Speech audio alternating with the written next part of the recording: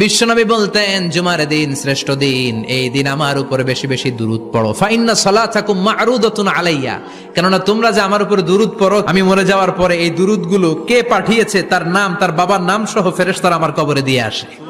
সাহাবারা বললেন, ইয়া রাসূলুল্লাহ কাইফা সালাতুনা মা'রুদাতুন আলাইক, আপনি মরে যাওয়ার পরে আমাদের দুরূদ কেমন করে আপনি দেখবেন? ওয়াকাদ আরিমতা, আপনি তো পচে গলে মাটির সাথে মিশে যাবেন। বিশ্বনবী বলেন, ইন্নাল্লাহা হাররামা আলাল আরদি আন তাকুলা আজসাদাল আম্বিয়া, নবীদের লাশকে খেয়ে ফেলা, নবীদের লাশকে পচিয়ে ফেলা জমিনের সব মাটির জন্য আল্লাহ হারাম করে দিয়েছে।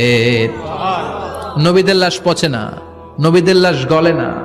যারাই বিশ্বনবীর উপর দুরূদ পড়বেন, আপনার নাম সহ, আপনার বাবার নাম সহ, মালাইকাতু সাইয়াহিন, একদল ফেরেশতা আছে শুধু রাউন্ড দেয় গোটা ওয়ার্ল্ডে।